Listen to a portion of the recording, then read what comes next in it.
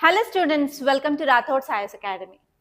So already Hindu analysis ni English lo నేను analyse చేసి morning around 10:30-11 లోపే మన English Rathod science academy YouTube ఛానల్లో పోస్ట్ చేస్తున్నాను. అయినప్పటికీ కూడా చాలా మంది Telugu students who ever they started preparing for groups కానీ కాంపిటేటివ్ ఎగ్జామినేషన్స్ కానీ ఆర్ఎల్స్ యూపీఎస్సీ కానీ చాలా ప్రాబ్లమ్స్ అనేది ఫేస్ చేస్తారు. ఇనిషియల్గా ఏ ఆర్టికల్స్ పిక్ చేసుకోవాలి, ఎలా చదవాలి, మనం నోట్స్ ఎలా ప్రిపేర్ చేసుకోవాలి, క్వశ్చన్స్ ఎలా వస్తాయి అని చాలా మందికి చాలా డౌట్స్ ఉంటాయి. సో అందుకని ఏంటంటే నేను ఎవ్రీ డే ఈవినింగ్ లోపు for sure I will be posting one video about Hindu. నేను ఈరోజు నార్మల్లీ హిందూలో హైదరాబాద్ ఎడిషన్ తీసుకుంటున్నాను. ఈరోజు ఎవ్రీడే హైదరాబాద్ ఎడిషన్ తీసుకొని మీకు అక్కడున్న ఆర్టికల్స్ ఏంటి, ఏ ఆర్టికల్స్ పిక్ చేసుకోవాలి, ఏ సబ్జెక్ట్ పాయింట్ ఆఫ్ వ్యూలో important and A points note చేసుకోవాలి అండ్ క్వశ్చన్స్ ఎలా వస్తాయి మెయిన్స్ కానీ ప్రిలిమ్స్ కానీ మీకు ఒక ఐడియా ఇస్తాను. అండ్ మీకు కంప్లీట్గా ఇన్ డీటెయిల్గా కావాలి అంటే కంపల్సరీ మీరు ఇంగ్లీష్ ఛానల్లోకి వెళ్ళండి. అరౌండ్ 10:30-11 లోపే compulsory current affairs class post అవుతుంది మన ఛానల్లో, అదొకసారి చూడండి. అండ్ మీకు నోట్స్ కూడా కావాలంటే మన టెలిగ్రామ్ ఛానల్లో నోట్స్ అనేది క్లాస్ అప్లోడ్ అయిన తర్వాత నోట్స్ పోస్ట్ చేస్తాము, దాన్ని డౌన్లోడ్ చేసుకొని నోట్స్ అనేది కంపల్సరీ చూడండి. అండ్ ఈవెన్ ఆ నోట్స్లో లాస్ట్ ప్రిలిమ్స్ ప్రాక్టీస్ క్వశ్చన్స్ కూడా ఉంటాయి, వాటికి ఎక్స్ప్లెనేషన్ నేను ముందు వీడియోలో చెప్తాను, ఇంకొకసారి మళ్ళీ ఒకసారి ప్రాక్టీస్ చేయండి. అండ్ వన్ మోర్ థింగ్ మీరు కంపల్సరీ గుర్తుపెట్టుకోవాల్సింది ఏంటంటే అసలు నేను ఈ వీడియో సిరీస్ ఎందుకు స్టార్ట్ చేస్తున్నానంటే ఓన్లీ ఫర్ బిగినర్స్. కొంతవరకు మీకు అలవాటు అయ్యేంత వరకు మీకు ఏ ఆర్టికల్స్ పిక్ చేసుకోవాలి, అసలు ఇంగ్లీష్ అర్థం అవ్వట్లేదు నాకు కంప్లీట్గా అనే వాళ్ళకి ఇది హెల్ప్ అవుతుందనే చేస్తున్నాను. అండ్ ఒకటి ఆల్వేస్ మనం గుర్తుపెట్టుకోవాల్సింది ఏంటంటే every day, every week, every month మనం ఇప్పుడున్న స్టేజ్ కంటే ఆబ్వియస్గా మనం గ్రో అయ్యేటట్టే చూసుకోవాలి. అండ్ మీరు యూపీఎస్సీ ఇంగ్లీష్లో రాస్తాను అనుకున్నప్పుడు కంపల్సరీ హిందూ న్యూస్ పేపర్ చదవాల్సిందే. And even Hindu newspaper ఇంగ్లీష్లో ఉంటుంది అని చెప్పి నాకు తెలుగులో కావాలని చెప్పి ఆల్టర్నేట్స్ మీరు వెతుక్కోవద్దు. కంపల్సరీ ఇంగ్లీష్లో చూడడానికి ట్రై చేయాలి, ఇంగ్లీష్లోనే అర్థం చేసుకోవాలి, ఇంగ్లీష్లోనే మాట్లాడడానికి ట్రై చేస్తేనే మీరు ఆన్సర్ని మీరు 7 minutesలో అంటే 150 words ఆన్సర్ని 7 minutesలో అండ్ 250 word ఆన్సర్ని 12.5 minutesలో రాయడానికి వీలుగా ఉంటుంది.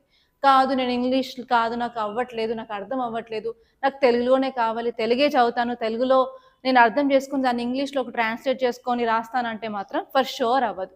అండ్ ఆల్వేస్ ఒక్క రిజల్యూషన్ మాత్రం మీరు పెట్టుకోవాల్సింది ఏంటంటే ఈ రోజు ఉన్నట్టు నెక్స్ట్ డే ఉండకూడదు. I have to increase my levels, everyday ఒక స్టెప్ వేసుకుంటూ వెళ్తాను అనే మైండ్ సెట్ ఉన్న వాళ్ళకి మాత్రమే ఏ ఎగ్జామ్ అయినా క్లియర్ చేస్తారు. ఇది కంపల్సరీ మీరు గుర్తుపెట్టుకోండి. Okay, let us start our discussion. ఇది ఫ్రంట్ పేజ్, నేను ఇక్కడ తీసుకుంది హైదరాబాద్ ఎడిషన్ మాత్రమే, ఎందుకంటే mostly many students who are staying in Hyderabad కానీ ఇక్కడ ఉన్న వాళ్ళకి ఇంటర్నేషనల్ ఎడిషన్ రాదు అండ్ ఢిల్లీ ఎడిషన్ రాదు కాబట్టి I'm taking this Hyderabad edition and I'm showing the articles. Okay, so first ఈ ఫ్రంట్ పేజ్లో ఒక ఆర్టికల్ అయితే చాలా ఇంపార్టెంట్, దీని గురించి నిన్నటి మన హిందూ అనాలిసిస్లో క్లియర్గా చెప్పాను. ఈ ఆర్టికల్ టైటిల్ చూసుకున్నట్లయితే Lok Sabha passes nuclear energy bill allowing privatisation. ఈ ఆర్టికల్ అసలు మనకి ఎందుకు ఇంపార్టెంట్, ఇక్కడ మీరు చూసుకున్నట్లయితే కీవర్డ్ ఏముంది, న్యూక్లియర్ ఎనర్జీ. మీరు మీ జిఎస్ పేపర్ 3 తీసుకుంటే సైన్స్ అండ్ టెక్నాలజీ అనే సబ్జెక్ట్ ఉంటుంది, అలాగే ఎన్వైర్న్మెంట్ అండ్ ఈకాలజీ అనే సబ్జెక్ట్ ఉంటుంది. ఆ రెండు సబ్జెక్టులలో మనకి renewable energy, non renewable energy అనే టాపిక్ ఉంటుంది అనమాట. అందులో ఈ న్యూక్లియర్ ఎనర్జీ కూడా ఒక ఎగ్జాంపుల్ రెన్యూవబుల్ ఎనర్జీకి. ఓకే, అందుకని ఈ ఆర్టికల్ కంపల్సరీ పికప్ చేసుకోవాలి. అండ్ ఇక్కడ మీరు ఆర్టికల్ చూసుకున్నట్లయితే ఇక్కడ లోక్సభ కొత్త బిల్ పాస్ చేసింది అంటున్నారు. అసలు బిల్ పేరు ఏంటంటే శాంతి బిల్ అనమాట, SHANTI శాంతి బిల్. మీరు యూపీఎస్సీ ప్రిపేర్ అవుతున్నా లేకపోతే గ్రూప్స్ ప్రిపేర్ అవుతున్నా లేదా వేరే ఏ కాంపిటేటివ్ ఎగ్జామినేషన్ ప్రిపేర్ అవుతున్నా కూడా కొన్నిసార్లు ఈ ఫుల్ ఫామ్స్ అడుగుతారు. సో ఇక్కడ ఫస్ట్ చూడాల్సింది ఏంటంటే ఈ శాంతి ఫుల్ ఫామ్ ఏంటి. ఈ శాంతి అంటే ఏం లేదు, sustainable harnessing and advancement of nuclear energy for transforming India bill 2025. And especially స్పెసిఫిక్గా యూపీఎస్సీ పాయింట్ ఆఫ్ వ్యూలో చూసుకున్నట్లయితే మీరు చూడాల్సింది ఏంటి, ఇప్పుడు ఏదైనా బిల్ పాస్ అయ్యింది అని అంటే ఆ బిల్ యొక్క ప్రొవిజన్స్ ఏంటి, అసలు ఆ బిల్ యొక్క ఏం చెప్తుంది, అసలు ఆ ఫీచర్స్ ఏంటో చూసుకోవాలి. అండ్ ఆ బిల్ వల్ల మనకున్న అడ్వాంటేజెస్ ఏంటో చూసుకోవాలి, అలాగే మనకున్న ఛాలెంజెస్ ఏంటో చూసుకోవాలి. ఇప్పుడు మీరు ఈ బిల్ గురించి చూసుకున్నట్లయితే ఈ టైటిల్లోనే చెప్తుంది ఏంటంటే అలౌవింగ్ ప్రైవేటైజేషన్. ఇంతవరకు కూడా మన న్యూక్లియర్ ఎనర్జీలో గవర్నమెంట్ యొక్క హ్యాండే ఉంది, గవర్నమెంట్ ప్రయారిటీనే ఉంది, మనం ప్రైవేట్ పీపుల్ అలౌ చేయలేదు. దానివల్ల ఏంటంటే ఎక్కడైనా సరే ఓన్లీ ఒక ఎంటిటీ, ఒక సెక్టార్ మొత్తం ఒకరి హ్యాండ్‌లో ఉన్నప్పుడు కాంపిటీషన్ అనేది ఉండదు. కాబట్టి డెవలప్‌మెంట్, అడ్వాన్స్‌మెంట్ ఉండదు. సో, ఎప్పుడైతే మనం ఈ ప్రైవేట్ సెక్టార్‌ని మనం ఎంకరేజ్ చేసినట్లయితే ఆబ్వియస్‌గా కాంపిటీషన్ పెరుగుతుంది. మనకు డెవలప్‌మెంట్ వస్తుంది. అడ్వాన్స్ టెక్నాలజీ వస్తుంది. ఓవరాల్‌గా పబ్లిక్‌కి చాలా యూజ్ అనేది అవుతుందన్నమాట. సో, ఇక్కడ ఈ బిల్ కొత్తగా ఏం చెప్తుందంటే మనము ప్రైవేటైజేషన్‌ని అలౌ చేస్తున్నాం అంటుంది. సో, ఎప్పుడైనా సరే మీరు న్యూస్ పేపర్ ఆర్టికల్స్ చూసినప్పుడు అసలు మీకు ఏం అర్థం కాలేదంటే, ఇలాంటి ఇన్ఫోగ్రాఫిక్స్ ఏవైనా ఉంటే ఫస్ట్ అవి చూడాలి. సో, ఇక్కడ ఇన్ఫోగ్రాఫిక్‌లో ఏం చెప్తుందంటే, this bill enables private companies to run nuclear power plants. అదొక పాయింట్. సెకండ్ పాయింట్ వచ్చేసి ఈ ప్రైవేట్ పీపుల్ ఏం చేస్తారు అంటే ఫారెన్ ఇన్వెస్ట్‌మెంట్‌ని కూడా తీసుకొస్తారు. అది సెకండ్ ఇంపార్టెంట్ పాయింట్ ఈ బిల్‌లో. అండ్ నెక్స్ట్ వచ్చేసి it places responsibility of managing nuclear plants on operator of the facility. ఎవరైతే ఆ న్యూక్లియర్ పవర్ ప్లాంట్‌ని ఆపరేట్ చేస్తున్నారో ఇన్ కేస్ ఏదైనా జరిగినట్లయితే యాక్సిడెంట్స్ కానీ ఏమైనా పేలుడు కానీ జరిగినట్లయితే ఆ ఆపరేటర్‌ది ఫుల్ రెస్పాన్సిబిలిటీ అనేది చెప్తుంది. అండ్ అదే కాకుండా it limits operator liability to the capacity of the plants. ఆ కెపాసిటీ ఆఫ్ ద ప్లాంట్స్‌కి ఆపరేటర్‌కి ఎలాంటి సంబంధం లేదు అని చెప్తుంది. It limits. And next government to stay in control of nuclear waste management. So government అనేది న్యూక్లియర్ వేస్ట్ని మేనేజ్ చేయాలని ఈ బిల్ అనేది చెప్తుంది అనమాట. సో యాక్చువల్లీ ఈ బిల్ తీసుకోవడానికి మెయిన్ రీజన్ ఏంటంటే మన ఇండియాలో మనం ప్రొడ్యూస్ చేసే రెన్యూవబుల్ ఎనర్జీలో ఓన్లీ 3% మాత్రమే న్యూక్లియర్ ఎనర్జీ ప్రొడ్యూస్ అవుతుంది అనమాట మన ఇండియాలో. కానీ టార్గెట్ ఏంటంటే మన గవర్నమెంట్ ఆఫ్ ఇండియాది 100 జిగావాట్స్ ఆఫ్ న్యూక్లియర్ పవర్ మనం ప్రొడ్యూస్ చేయాలి. అది కూడా 2047 లోపు మన కెపాసిటీ తీసుకురావాలనుకుంటున్నాం. ఇలాంటి అంబిషియస్ టార్గెట్ ఉన్నప్పుడు కంపల్సరీ ప్రైవేట్ సెక్టార్ని అలౌ చేయాల్సిందే. దానికోసం తీసుకొచ్చిన బిల్ అనమాట ఇది. అండ్ ఇప్పుడు మనకున్న అడ్వాంటేజెస్ ఏంటి? మనం న్యూక్లియర్ పవర్ని ఎక్కువ ప్రొడ్యూస్ చేసినట్లయితే కార్బన్ డైఆక్సైడ్ ఎమిషన్స్ని తగ్గించవచ్చు.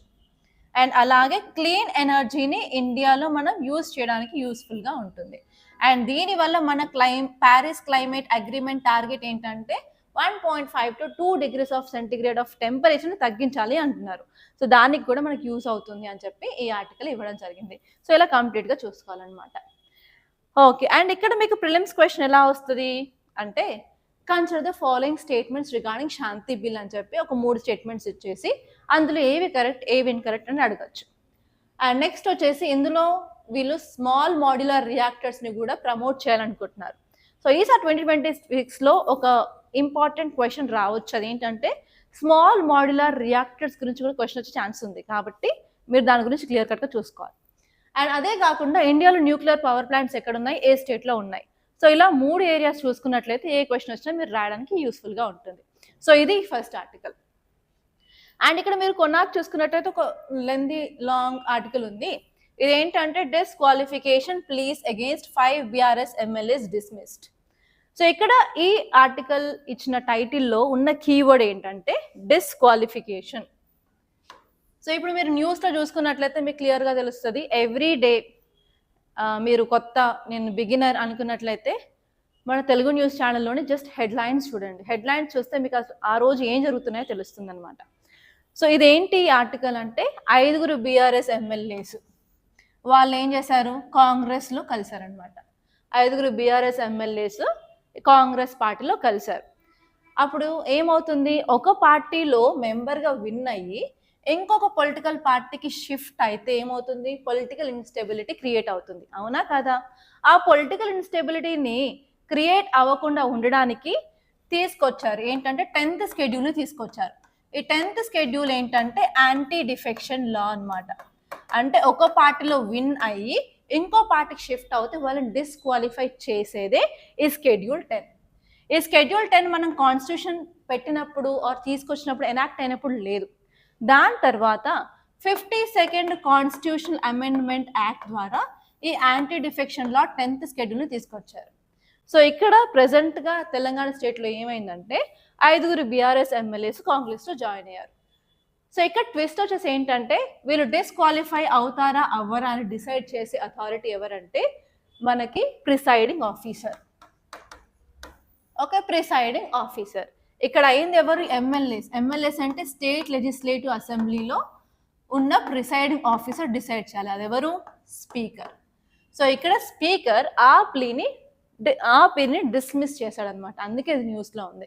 సో, ఇక్కడ మీరు చూసుకోవాల్సింది ఏంటంటే 10th షెడ్యూల్ సంబంధించిన ఫ్యాక్ట్స్ చూసుకుంటే సరిపోతుంది. సో, ప్రీవియస్‌గా యూపీఎస్సీ ఆల్రెడీ క్వెషన్స్ అయితే అడిగింది. సో, మీరిక్కడ గుర్తుపెట్టుకోవాల్సింది ఏంటంటే ఈ షెడ్యూల్ 10 అనేది మనం కాన్స్టిట్యూషన్ తయారు చేసినప్పుడు ఆర్ ఎనాక్ట్ చేసినప్పుడు లేదు. దాన్ని 52nd కాన్స్టిట్యూషన్ అమెండ్మెంట్ యాక్ట్ ద్వారా యాడ్ చేయడం జరిగింది. అండ్ ఇక్కడ ఏంటంటే కొన్ని రిక్వైర్మెంట్స్ అనేవి ఉంటాయి. ఎప్పుడు మనం ఈ పొలిటికల్ పార్టీ షిఫ్టింగ్‌ని డిస్‌క్వాలిఫికేషన్ కన్సిడర్ చేయొచ్చు. ఫర్ ఎగ్జాంపుల్ ఇండిపెండెంట్ మెంబర్ అయితే ఒకలా ఉంటుంది. నామినేటెడ్ మెంబర్ అయితే ఒకలా ఉంటుంది. అలా ఒక పొలిటికల్ పార్టీ నుంచి విన్ అయితే ఒకలా ఉంటుంది. సో, జస్ట్ ఆ రిక్వైర్మెంట్స్ ఒక్కోసారి చూసుకుంటే సరిపోతుందనమాట. ఓకే. ఫ్రంట్ పేజ్‌లో ఈ 2 ఆర్టికల్స్ ఇంపార్టెంట్‌గా కనిపించాయి. ఇక్కడ అడ్వర్టైజ్‌మెంట్ ఉంది, పక్కన పెట్టేయండి. అండ్ నెక్స్ట్ మీరు హైదరాబాద్ పేజ్ ఉంటుంది. హైదరాబాద్ పేజ్ అసలు ఇంపార్టెంట్ ఏం కాదు. ఓన్లీ ఇన్ కేస్ ఏదైనా స్కీమ్స్ కానీ మేజర్ ఇన్సిడెంట్ ఏమైనా ఆగితే అది ఒక్కసారి చూసుకుంటే సరిపోతుంది. ఆర్ ఎల్స్ ఇదంతా ఇంపార్టెంట్ అయితే కాదు. అండ్ నెక్స్ట్ మీరు వేరే పేజ్‌లోకి మూవ్ అయినప్పుడు ఓకే. ఇది స్టేట్స్ పేజ్. మీకు హిందూ పేపర్ ఎలా ఉంటుందంటే ఫస్ట్ ఫ్రంట్ పేజ్ ఉంటుంది. దాని తర్వాత హైదరాబాద్ పేజ్ ఉంటుంది. అందులో లోకల్ న్యూస్ ఉంటుంది. దాని తర్వాత స్టేట్స్ పేజ్ ఉంటుంది. ఇక్కడ నేను స్టేట్స్ పేజ్‌లోకి వచ్చాను. తెలంగాణ అంటే స్టేట్స్ పేజ్ అనమాట. ఈ పేజ్‌లో ఒక ఆర్టికల్ అయితే కనిపిస్తుంది. ఏంటి? Call to protect interest of turmeric farmers in state. ఇక్కడ ఈ ఆర్టికల్ చెప్పేది దేని గురించి? టర్మరిక్ గురించి. టర్మరిక్ అంటే పసుపు. సో, ఇక్కడ మన స్టేట్ గవర్నమెంట్ ఎందుకు టర్మరిక్ ఫార్మర్స్ గురించి మాట్లాడుతుందంటే రీసెంట్‌గా టర్మరిక్ వాల్యూ చైన్ సమ్మిట్ 2025 అనేది మన తెలంగాణ స్టేట్‌లో జరిగింది కాబట్టి ఇక్కడ టర్మరిక్ ఎక్స్‌పోర్ట్స్ గురించి మాట్లాడుతున్నారు. సో, ఇక్కడ మీరు చూసుకోవాల్సింది ఏంటంటే టర్మరిక్‌ని మనం ప్రొడ్యూస్ చేయడానికి ఎలాంటి జియోగ్రఫీ కావాలి, ఎలాంటి వాతావరణం కావాలి, ఎలాంటి సిట్యుయేషన్స్ కావాలి. అండ్ నెక్స్ట్ వచ్చేసి టర్మరిక్ బోర్డ్ గురించి కూడా మీరు కంపల్సరీ తెలుసుకోవాలన్నమాట. ఎందుకంటే యూపీఎస్సీలో ఆల్రెడీ టీ బోర్డ్ గురించి క్వెషన్ అడిగారు, కాఫీ బోర్డ్ గురించి క్వెషన్స్ అడిగారు. ఇలాంటి ఏమైనా బోర్డ్స్ న్యూస్‌లో ఉంటే క్వెషన్స్ అడుగుతారు కాబట్టి ఈవెన్ ఇక్కడ నుంచి టర్మరిక్ బోర్డ్ గురించి కూడా క్వెషన్ వచ్చే అవకాశం ఉంది. ఒకసారి చూసుకోండి అనమాట. ఇది మీకు జియోగ్రఫీ జీఎస్ పేపర్ 1 నుంచి ఇంపార్టెంట్. ఓకే. అండ్ నెక్స్ట్ పేజ్‌లోకి వెళ్ళినట్లయితే మనకు సౌత్ పేజ్‌లో ఈరోజు అంత ఇంపార్టెంట్ ఆర్టికల్స్ అయితే ఏం లేవు. అండ్ నెక్స్ట్ ఎడిటోరియల్ పేజ్ అనమాట. ఎడిటోరియల్ పేజ్‌లో మీకు నార్మల్‌గా 4 ఆర్టికల్స్ ఉంటాయి. ఇవి 2 సన్నగా పొడుగా ఉండేవి లీడ్ ఆర్టికల్స్ అంటారు. కంపల్సరీ ఎవ్రీ డే ఈ 2 ఆర్టికల్స్ చదవాలి. అవి కాకుండా ఇవి 2 మెయిన్ ఎడిటోరియల్స్ అంటారు. సో, ఈ ఎడిటోరియల్స్ చూస్ చేసుకునేటప్పుడు అసలు ఎవరు రాశారు వాటిని? అండ్ అది ఏ టాపిక్ గురించి మాట్లాడుతున్నాయి? మన యూపీఎస్సీ సిలబస్‌లో ఉంటేనే చూడండి, లేకపోతే అవసరం లేదు. కానీ ఈ లీడ్ ఆర్టికల్స్ కంపల్సరీ మనకి యూపీఎస్సీ పాయింట్ ఆఫ్ వ్యూనే ఉంటాయి. ఎవ్రీడే చూడాల్సిందే. సో, ఇక్కడ చూసినట్లయితే ఈ topic change for the words అంటే ఎంజీ నరేగా స్కీమ్ గురించి మాట్లాడుతుంది. సో, మనకి ఈ ఎంజీ నరేగా స్కీమ్ ఎప్పుడు వచ్చిందండి? 2005లో ఎంజీ నరేగా స్కీమ్ వచ్చింది. దాని ఫుల్ ఫామ్ వచ్చేసి Mahatma Gandhi national rural employment guarantee act అనమాట. ఈ స్కీమ్ ద్వారా మనం ఏం చేస్తున్నాం? 100 డేస్ ఆఫ్ గ్యారంటీ ఎంప్లాయ్మెంట్‌ని ప్రొవైడ్ చేస్తున్నాం. ఎక్కడ ప్రొవైడ్ చేస్తున్నాం? మన రూరల్ ఏరియాస్‌లో ప్రొవైడ్ చేస్తున్నాం కదా. మినిమం వేజ్ ఇచ్చి మనం పని చేస్తున్నాం, ఎస్పెషల్లీ రూరల్ ఏరియాస్‌లో. సో, ఇప్పుడు గవర్నమెంట్ ఒక కొత్త బిల్ తీసుకొచ్చింది. ఏంటంటే Viksit Bharat guarantee for Rozgar and Ajeevika mission Gramin అనేది వివిజిఆర్ఎంజీ బిల్ అనేది ఇంట్రడ్యూస్ చేసింది. ఈరోజు మొత్తం పేపర్ చూసుకున్నట్లయితే ఈ టాపిక్ మీదనే చాలా కాంట్రవర్షియల్ ఆర్టికల్స్ అయితే ఉన్నాయి. అసలు ఈ కొత్త బిల్ తీసుకురావడానికి రీజన్ ఏంటంటే ఇప్పుడు 2025లో బిల్ అనేది ప్రవేశపెట్టారు. సో, యాక్చువల్లీ ఇంతకుముందు ఉన్న ఎంజీ నరేగా 2005 అనేది ఎప్పుడో 20 ఇయర్స్ బ్యాక్ వచ్చింది. ఆ 20 ఇయర్స్‌కి ఇప్పుడున్న టైంకి చాలా చేంజెస్ అనేవి వచ్చాయి కాబట్టి మనం కూడా అప్‌గ్రేడ్ అవ్వాలి అని చెప్పి గవర్నమెంట్ అనేది తీసుకొచ్చిందనమాట. అసలు ఇందులో ఉన్న మెయిన్ ప్రొవిజన్స్ ఏంటంటే ఇంతకుముందు ఓన్లీ 100 డేసే ఇచ్చారు గ్యారంటీడ్ వర్క్. ఇప్పుడు మనం 125 డేస్‌కి ఇంప్రూవ్ చేద్దాం అంటున్నారు. అండ్ అదొక ఇంపార్టెంట్ టాపిక్ అనమాట, అంటే ఫీచర్. అండ్ అదే కాకుండా ఇంకా ఇంపార్టెంట్ ప్రొవిజన్స్ ఏమున్నాయి అంటే మనం డిజిటలైజేషన్ ఊర్లలో చేయాలి. ఎందుకంటే ఇప్పుడు అందరూ ఫోన్స్ మాట్లాడుతున్నారు, యూజ్ చేస్తున్నారు, ఏఐ వచ్చేసింది కాబట్టి సో మనం డిజిటలైజేషన్ ఇంప్రూవ్ చేయాలి అంటున్నారు. అండ్ అదే కాకుండా ఇంతకుముందు 100% ఫండ్స్ అనేవి సెంట్రల్ గవర్నమెంటే ఇచ్చేదనమాట. అంటే ఇంతకుముందు సెంట్రల్ సెక్టార్ స్కీమ్గా ఉండేది. బట్ ఇప్పుడు వచ్చిన బిల్ ఏం చెప్తుందంటే 60:40 ఫండింగ్తో మనం దీన్ని సెంట్రల్లీ స్పాన్సర్డ్ స్కీమ్గా చేద్దామని అంటున్నారు. అండ్ హిమాలయన్ స్టేట్స్లో అండ్ నార్త్ ఈస్టర్న్ స్టేట్లో మాత్రం 90:10% ఫండింగ్. మనకి స్కీమ్స్ చూసుకున్నట్లయితే 2 రకాలు ఉంటాయి. సెంట్రల్లీ స్పాన్సర్డ్ స్కీమ్స్ ఉంటాయి, సెంట్రల్ సెక్టార్ స్కీమ్స్ ఉంటాయి. సెంట్రల్ సెక్టార్ స్కీమ్ అంటే 100% ఆ స్కీమ్కి కావాల్సిన ఫండ్స్ నిధులన్నీ సెంట్రల్ గవర్నమెంట్ ఇస్తుంది. ఇంకొక టైప్ ఏంటంటే సెంట్రల్లీ స్పాన్సర్డ్ స్కీమ్. కొంత అమౌంట్ సెంట్రల్ గవర్నమెంట్ ఇస్తుంది, కొంత అమౌంట్ స్టేట్ గవర్నమెంట్ భరించాల్సి ఉంటుంది. ఇంతకుముందు ఎంజీనరీగా మాత్రం 100% సెంట్రల్ గవర్నమెంట్ ఇచ్చేది. ఇప్పుడు కొత్త బిల్ ఏం చెప్తుందంటే సెంట్రల్ గవర్నమెంట్ స్టేట్ గవర్నమెంట్ ఇద్దరు పంచుకోవాలి ఫండ్స్ అని అంటుంది అనమాట. సో ఇది ఇంకొక చేంజ్ అనమాట. సో ఇవి 3 ఇంపార్టెంట్ ప్రొవిజన్స్ ఇప్పుడు కొత్త బిల్లో. సో రీసెంట్గా మనకు అందరికీ తెలుసు వింటర్ సెషన్స్ అనేవి నడుస్తున్నాయి పార్లమెంట్లో. అండ్ అపోజిషన్ పార్టీ వాళ్ళు చాలా మంది దీనికి వ్యతిరేకంగా ఉన్నారు. అండ్ వాళ్ళు ఏం చెప్తున్నారంటే ఈ బిల్లుని డ్రాప్ చేయాలి అని అంటున్నారు. రీజన్ ఏంటంటే సరే 100 days నుంచి 125 days వెరీ గుడ్. సో ఇంతకుముందు ఉన్న ఎంజీనరేగా రైట్ టు వర్క్ని వాళ్ళ డిగ్నిటీని మెయింటైన్ చేస్తుంది. కానీ ఇప్పుడు ఇది రైట్ టు వర్క్ని కంప్లీట్గా ఫుల్ఫిల్ చేసేలాగా లేదు. అండ్ ఈవెన్ ఇంతకుముందు సెంట్రల్ సెక్టార్ ఉన్నప్పుడే గవర్నమెంట్ చాలాసార్లు డిలే చేసింది శాలరీస్ని. మరి ఇప్పుడు ఏంటి, ఇప్పుడు పరిస్థితి ఏంటి? సెంట్రల్ గవర్నమెంట్ స్టేట్ గవర్నమెంట్ ఇద్దరూ కలిసి ఇవ్వాలి ఫండ్స్ అయినప్పుడు ఇంకా మరింత డిలే అయ్యే ఛాన్సెస్ ఉన్నాయి అంటున్నారు. అండ్ డిజిటలైజేషన్ చేయడం ఓకే, ఇట్స్ గుడ్. కాకపోతే డిజిటలైజేషన్ చేసేంత టెక్నాలజీ మనకు ఉందా? ఊర్లలో ఇంటర్నెట్ ఫెసిలిటీస్ ఉన్నాయి. ఈవెన్ కొన్ని రిమోట్ ఏరియాస్లో ఇప్పటికీ కూడా ప్రాపర్గా ఇంటర్నెట్ లేదు. అట్లాంటి ఏరియాస్లో ఎలా ఇంప్లిమెంట్ చేస్తాం? అండ్ స్టేట్స్ అయితే వద్దు మొర్రు అంటున్నారు. ఎందుకంటే ఇంతకుముందు 100% గవర్నమెంట్ ఇచ్చేది సెంట్రల్ గవర్నమెంట్, మేము ఇంప్లిమెంట్ చేసాం. ఇప్పుడు 40% ఆఫ్ ఫండింగ్ స్టేట్ గవర్నమెంట్స్ పెట్టుకోవాలంటే ఇప్పుడు ఆల్రెడీ స్టేట్స్కి ఫండ్స్ లేవు, ఆల్రెడీ వాళ్ళు డెట్స్లో ఉన్నారు. సో హౌ కెన్ వి అన్నట్టు వీళ్ళు క్వశ్చన్ అనేది చేస్తున్నారు అనమాట. ఈ రీజన్సే కాకుండా ఇంకొక ప్రైమరీ రీజన్ ఏంటంటే పేరుని మార్చారు కదా.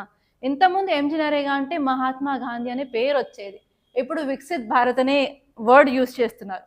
సో ఇక్కడ ఈ ఆర్టికల్లో క్లియర్ కట్గా ఏం మెన్షన్ చేశారు అంటే మన మహాత్మా గాంధీ గారు గ్రామ్ స్వరాజ్కి ఒక సింబల్. ఇక్కడ మీరు క్లియర్ కట్గా ఈ సెంటెన్స్ చూస్తే తెలుస్తుంది ఏంటంటే use of Gandhi name in 20 years of old scheme signifies the link to his gram Swaraj concept.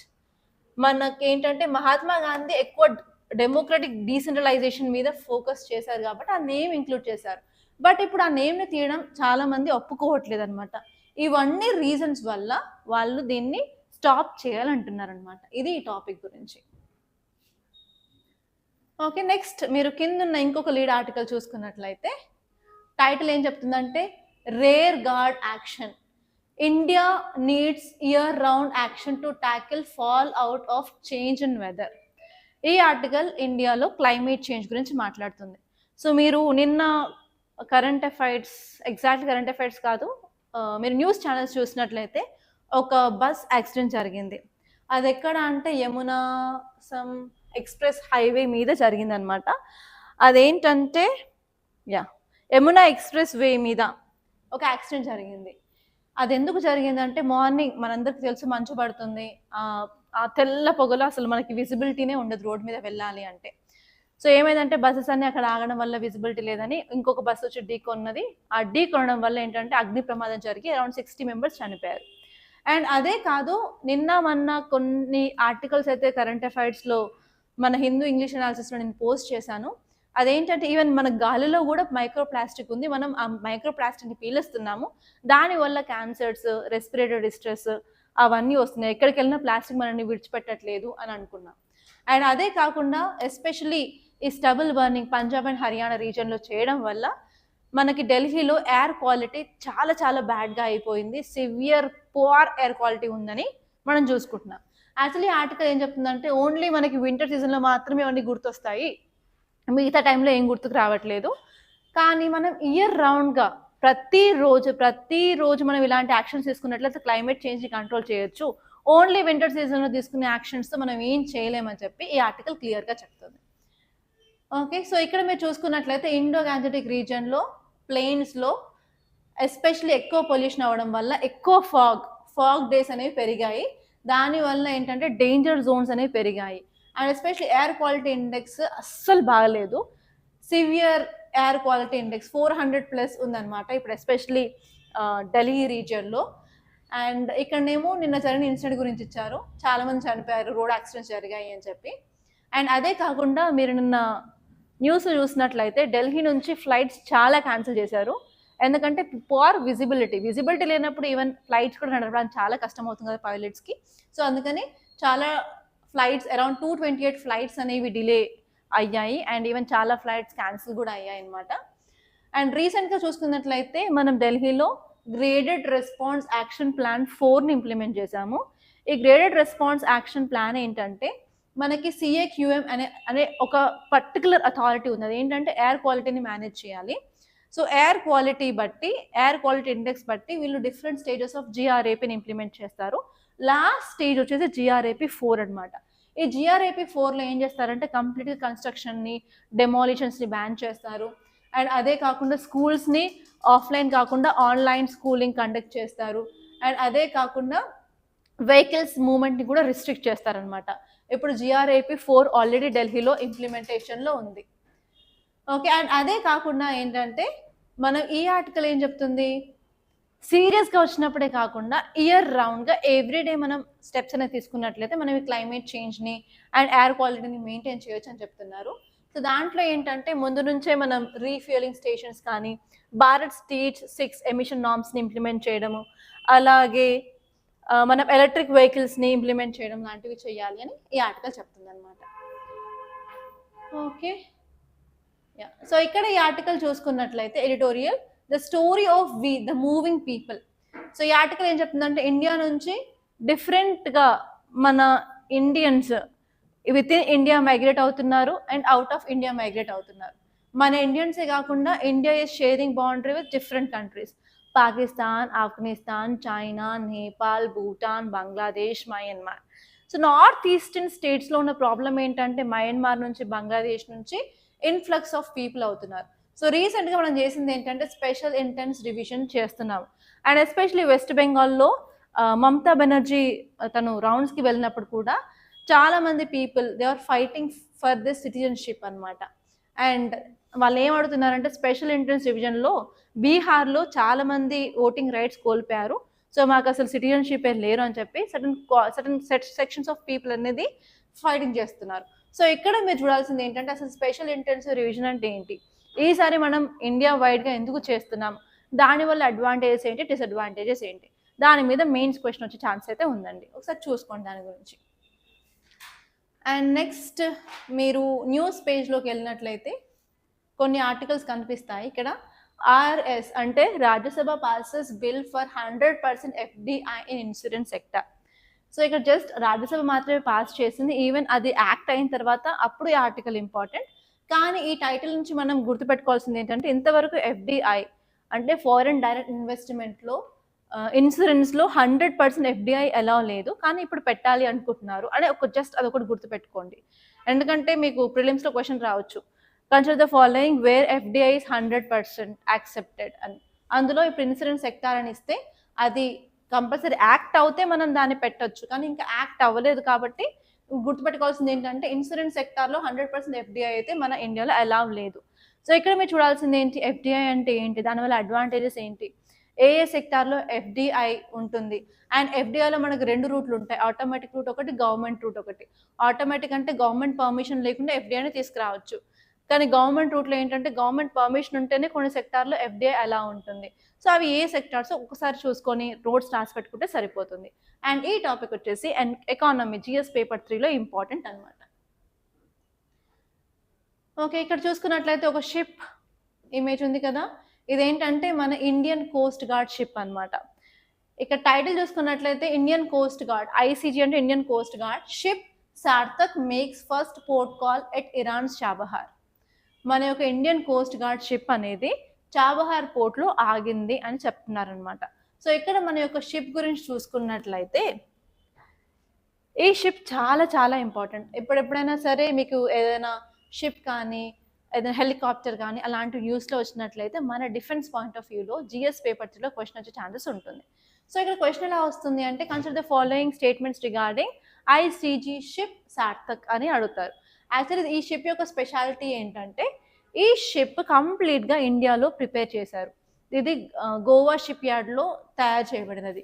So వీటికి కొన్ని అడ్వాన్స్డ్ టెక్నాలజీ కూడా ఇందులో ఉన్నాయి. దానివల్ల మనం రెస్క్యూ అండ్ రిలీఫ్ ఆపరేషన్స్ చాలా బాగా యూజ్ అవుతుంది. అలాగే ఇది ఒక పాట్రోలింగ్ వెజల్ అనమాట. ఇది ఆఫ్ షోర్ పాట్రోలింగ్ వెజల్. మీ అందరికీ తెలుసు ఇండియాకి 11,098 కిలోమీటర్స్ ఆఫ్ కోస్ట్ లైన్ ఉంది. అండ్ ఈ కోస్ట్ లైన్ చాలా ఇంపార్టెంట్. మనం మెయింటైన్ చేయాలి ప్రాపర్ సెక్యూరిటీ.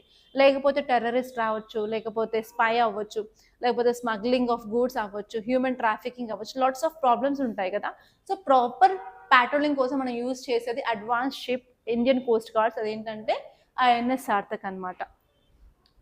ఓకే, ఇంకా కొన్ని ఆర్టికల్స్ చూసుకున్నట్లయితే బిజినెస్ పేజ్లో అంత ఇంపార్టెంట్ ఏం లేదు. జస్ట్ ఇక్కడ సెబీ అనే ఆర్టికల్ ఉంది కదా.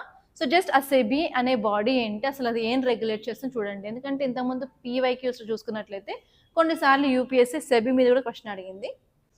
ఈవెన్ 2025లో కూడా అడిగింది అనమాట సెబీ గురించి. ఒకసారి చూసుకోండి అది. అండ్ నెక్స్ట్ వచ్చేసి India Oman to sign free trade pact today. ఇప్పుడు ఈరోజు టైం అరౌండ్ 6:10 అవుతుంది. ఇప్పుడు ఈరోజు ఆల్రెడీ న్యూస్లో ఏముందంటే India Oman already free trade agreement sign చేశారని ఉంది. కాబట్టి రేపటి న్యూస్ పేపర్లో ఏమొస్తుందంటే అసలు ఇండియా ఒమాన్ సైన్ చేసిన అగ్రిమెంట్లో అసలు ఏమేమి ప్రొవిజన్స్ ఉన్నాయో చూసుకోవాలి. సో ఇలాంటి ఆర్టికల్స్ వచ్చినప్పుడు ఒమాన్ యొక్క మ్యాపింగ్ కంపల్సరీ చూసుకోవాలి. అండ్ ఈసారి వచ్చేసి ఈ 2025 ఇయర్ అనేది ఇండియా ఒమాన్కి 70 years of anniversary of celebrations అనమాట. 70 years సెలబ్రేషన్స్ చేసుకుంటున్నారు. వీళ్ళిద్దరి మధ్యలో రిలేషన్షిప్ స్టార్ట్ అయ్యి 70 years అవుతుంది కాబట్టి. అండ్ యూపీఎస్సీలో క్వశ్చన్స్ వచ్చే 70 years, 50 years, 75 years అలా ఉన్నప్పుడు కంపల్సరీ క్వశ్చన్ అడుగుతారు. ఈసారి మాత్రం వెస్ట్ ఏషియా మీద చాలా ఫోకస్ చేయాలి మీరు. ఓకే, అండ్ మీరు లాస్ట్ చూసుకున్నట్టయితే టెక్స్ట్ అండ్ కంటెక్స్ట్ ఉంటుందండి. లాస్ట్ పేజ్లో టెక్స్ట్ అండ్ కంటెక్స్ట్ ఉంటుంది. సో ఇక్కడ 2 ఇంపార్టెంట్ ఆర్టికల్స్ వచ్చాయి ఈరోజు. ఫస్ట్ వచ్చేసి how is the Aravalli range to be protected. మన అరవల్లి రేంజెస్లో ఇల్లీగల్ మైనింగ్ కానీ ఎక్స్ప్లాయిటేషన్ ఎక్కువ అవుతుంది కాబట్టి అక్కడ ఉన్న ఎన్వైర్న్మెంట్ ఈకోసిస్టమ్ అంతా చెడిపోతుంది అనమాట. సో దానికోసం మన గవర్నమెంట్ ఏం తీసుకొచ్చిందంటే అరవల్లి గ్రేట్ గ్రీన్ వాల్ ప్రాజెక్ట్ని తీసుకొచ్చారు. ఆ గ్రేట్ గ్రీన్ వాల్ ప్రాజెక్ట్ గురించి మీకు క్వశ్చన్ వచ్చే ఛాన్స్ ఉంది. యాక్చువల్లీ ఈ ప్రాజెక్ట్ ఏంటంటే ఆఫ్రికా గ్రీన్ వాల్ ప్రాజెక్ట్ నుంచి మనం కాపీ చేసామన్నమాట. ఆఫ్రికాలో ఏంటంటే సహారా డెజర్ట్ని ఎక్స్పాండ్ అవ్వకుండా స్టాప్ చేయడానికి తీసుకొచ్చిన ప్రాజెక్ట్ అది. మనకి ఇక్కడ థార్ డెజర్ట్ని స్టాప్ చేయడానికి మనం similar kind of Aravalli green wall ప్రాజెక్ట్ని తీసుకొచ్చాం. సో ఈ ప్రాజెక్ట్ గురించి చూసుకున్నట్లయితే ఇది ఏ డిస్ట్రిక్ట్లో ఫోకస్ చేస్తున్నారంటే ఈ ప్రాజెక్ట్లో అరౌండ్ 5 kilometers వరకు అరవల్లి చుట్టూ బఫర్ ఏరియాని క్రియేట్ చేయాలనుకుంటున్నారు. అవి వచ్చేసి 29 districts అనమాట. అవి ఏ డిస్ట్రిక్ట్స్ ఏ స్టేట్లో ఉన్నాయంటే గుజరాత్, రాజస్థాన్, హర్యానా అండ్ ఢిల్లీ చుట్టూ అరౌండ్ ఉన్నాయి. అండ్ ద ఇంపార్టెంట్ ఎయిమ్ వచ్చేసి 2030 కల్లా 26 million hectares ఆఫ్ డిగ్రేడెడ్ ల్యాండ్ని రీస్టోర్ చేయాలని అనుకుంటున్నారు. ఈ 2 పాయింట్స్ చాలా ఇంపార్టెంట్ అండి. ఓకే, అండ్ నెక్స్ట్ టాపిక్ వచ్చేసి why have Thailand Cambodia border clashes flared up again. Already ఈ టాపిక్ మీద నేను క్లియర్ కట్గా మన తెలుగు ఛానల్లోనే ఒక వీడియో అయితే చేశాను, షార్ట్ వీడియో. అది ప్రేహ్ విహార్ అనమాట. సో ఇప్పుడు మళ్ళీ కాంబోడియా థాయిలాండ్ ఎందుకు కొట్టుకుంటున్నాయంటే బార్డర్ విషయంలో. ఆ బార్డర్ దేని గురించి అంటే ఒక టెంపుల్, అది కూడా హిందూ టెంపుల్ గురించి. ఆ టెంపుల్ పేరే ప్రేహ్ విహార్. ఈ టెంపుల్ వచ్చేసి లార్డ్ శివాకి సంబంధించిన టెంపుల్ అనమాట. ఓకే, ఆల్రెడీ ఐసీజే కూడా అంటే ఇంటర్నేషనల్ కోర్ట్ ఆఫ్ జస్టిస్ కూడా 1962లోనే ఈ టెంపుల్ కాంబోడియాకి సంబంధించిందని చెప్పి డిక్లేర్ చేయడం జరిగింది. బట్ రీసెంట్గా మళ్ళీ ఇష్యూస్ అయ్యాయి. అండ్ ఇప్పుడు రీసెంట్గా ఏం జరుగుతుందో చూసుకున్నట్లయితే అక్టోబర్ 2025లో యుఎస్ ఈ అగ్రిమెంట్ని బ్రోకర్ చేసింది అనమాట. అంటే డీల్ కుదిరిచ్చింది. అయినప్పటికీ కూడా నవంబర్ ఎండింగ్, డిసెంబర్ 1st నుంచి ఇద్దరి మధ్యలో క్లాషెస్ అనేవి ఎవాల్వ్ అవుతూనే ఉన్నాయి. సో హియర్ మీకు ఎలాంటి క్వశ్చన్స్ వస్తాయంటే recently Thailand Cambodia border issues are related to which temple అని చెప్పి టెంపుల్ గురించి అడగచ్చు. ఆర్ ఎల్స్ డైరెక్ట్గా ఒక టెంపుల్, ఆ టెంపుల్ని తీసుకొని consider the following statements regarding this temple అని కూడా అడగచ్చు అనమాట. సో ఈ విధంగా మీకైతే క్వశ్చన్స్ అయితే వస్తాయి. ఇంకా ఇన్ డీటెయిల్గా నాకు కంటెంట్ కావాలంటే మన టెలిగ్రామ్ ఛానల్లో పీడిఎఫ్ ఆల్రెడీ అప్లోడ్ చేశాము, డౌన్లోడ్ చేసుకొని చూడండి. ఇన్ కేస్ నేను కూడా ఇంప్రూవ్ అవ్వాలి, నేను ముందు స్టార్టింగ్ వీడియో చెప్పినప్పుడు కొన్ని చెప్పాను, వాటి వల్ల నేను మోటివేట్ అయ్యాను. ఓకే, నేను ఇంగ్లీష్లోనే చూస్తాను, ఇంగ్లీష్ నేర్చుకోవాలనుకుంటున్నాను, స్టెప్ బై స్టెప్ నేను ఎదగాలనుకుంటున్నాను అంటే కంపల్సరీ మన రాథోడ్ సాయిఎస్ ఇంగ్లీష్ ఛానల్లోకి వెళ్ళి డీటెయిల్గా ఈ అనాలిసిస్ని ఇంగ్లీష్లో చూడండి. So that me communication skills కూడా పెరుగుతాయి. ఎందుకంటే ఇంటర్వ్యూలో కమ్యూనికేషన్ స్కిల్స్ చాలా ఇంపార్టెంట్ కాబట్టి. Okay guys, thank you so much. And ఇంతటితో నేను ముగిస్తున్నాను. ఇంకా మీకు ఏమైనా సజెషన్స్ ఉన్నట్లయితే ఆ సజెషన్స్ని కామెంట్లో చెప్పండి. Thank you so much and I wish you all the best. Compulsory ఈ వీడియోని లైక్ చేయండి, షేర్ చేయండి అండ్ మన ఈ ఛానల్ సబ్స్క్రైబ్ చేసుకోకుండా మాత్రం వెళ్ళకండి. Okay, thank you.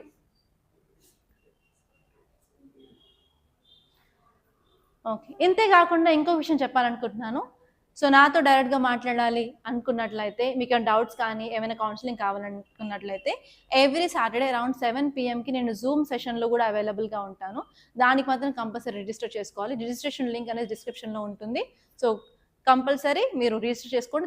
That will be like a free live అనమాట for 1 hour. Thank you guys.